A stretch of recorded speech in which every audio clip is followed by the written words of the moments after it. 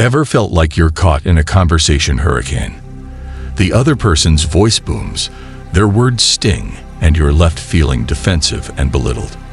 We've all been there, facing an aggressive communicator. Hear this.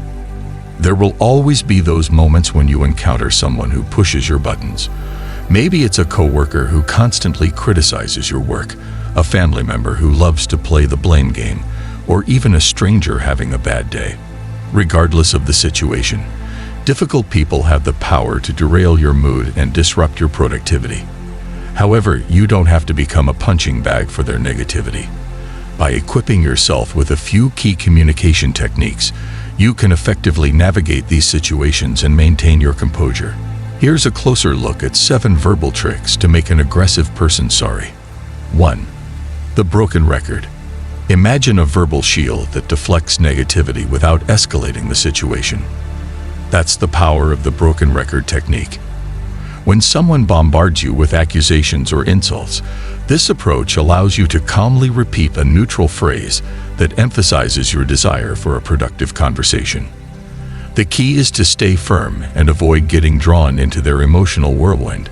Here's how it works in action. They shout, "You always mess things up."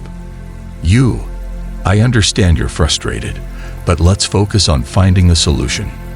What can we do to move forward? Notice how the response acknowledges their frustration without accepting the blame. You then shift the focus towards a solution, gently nudging the conversation in a more constructive direction. By repeating variations of this neutral phrase, let's work together to resolve this, you create a boundary and discourage them from continuing their tirade. 2. The fogging technique. Sometimes, the most effective way to disarm a difficult person is to acknowledge their feelings. The fogging technique allows you to validate their emotions without agreeing with their accusations. This simple act of empathy can create a surprising shift in the dynamic. Imagine a colleague snapping, "You're being so difficult." Instead of getting defensive, try this approach. You're being so difficult. I see you're feeling frustrated. Can we take a moment to breathe and then discuss this calmly? By acknowledging their frustration, "I see you're feeling frustrated," you demonstrate that you understand their perspective. Following it up with a suggestion to de-escalate, "Can we take a moment?" creates space for a more rational conversation. This approach validates their feelings without giving them the power to control the situation. 3. The "so you're saying" trap. Difficult people often express their frustration through vague accusations. The "so you're saying" trap encourages them to clarify their statements and potentially reveal any underlying issues. Here's an example. "You don't care about this project." This is a vague and hurtful accusation. "So you're saying you feel I'm not invested in this. Let me explain the steps I've taken." By asking, "So you're saying," you prompt them to unpack their accusation and explain their perspective. This can be particularly useful if their outburst stems from a misunderstanding or a lack of communication. In some cases, they may even realize their initial statement was unfounded. Remember, the goal isn't to assign blame or engage in a debate. It's to encourage them to clarify their concerns and create an opportunity for a more productive conversation. These 3 techniques, the broken record, the fogging technique, and the "so you're saying" trap, provide valuable tools for navigating interactions with difficult people. By mastering these methods, you can deflect negativity, maintain your composure, and ultimately achieve more productive communication, even in the most challenging situations. 4. The disarm with humor. Use with caution. Humor can be a disarming force, but wielding it effectively requires finesse. First, assess the situation. Is there even a hint of playfulness in the air? Does the aggressive person seem receptive to a lighter touch? If not, ditch the jokes. A forced attempt at humor can backfire spectacularly, making things worse. Now let's say the situation seems ripe for a well-timed quip. Remember, the goal is to break the tension, not ridicule the person.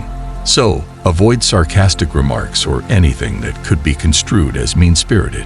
Example, they grumble. This is a total disaster thanks to you. Instead of getting defensive, try a playful, whoa there, Captain Calamity. Let's not over-dramatize things. We can fix this together, right? This lighthearted approach might catch them off guard and create space for a more productive conversation. Key takeaway: humor can be a powerful tool, but use it judiciously. Read the room, keep it light, and focus on diffusing tension, not fueling it. 5. The label it. Sometimes, the most effective way to deal with aggression is simply to acknowledge it. By calmly calling out their behavior, you bring it to their attention and set a boundary.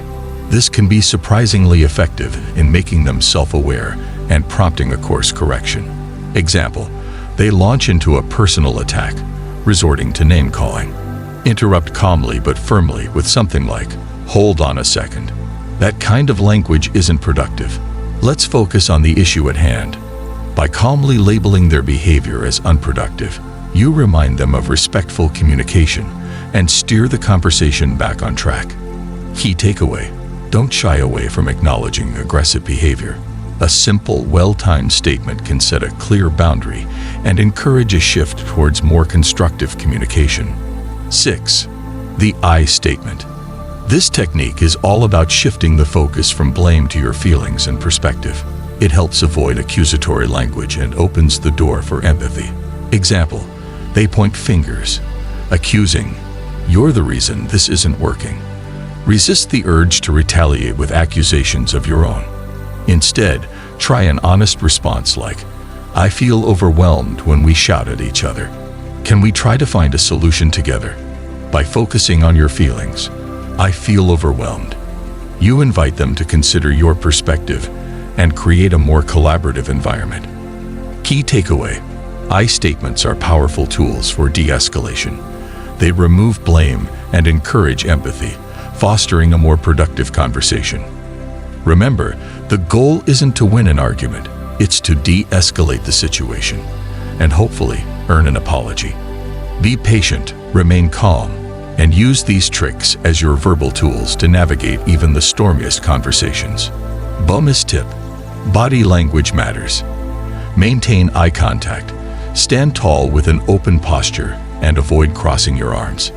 Nonverbal cues can project confidence and a desire for a peaceful resolution. By mastering these verbal tricks, you'll be well equipped to handle aggressive communicators, navigate conflict with grace, and even turn the tide towards an apology. Remember, communication is a two-way street, and sometimes a little verbal finesse can go a long way. Thank you for watching the video. We hope you enjoyed it. I would like to ask you to please like this video, subscribe to our channel, and activate the notification bell to receive updates about new videos.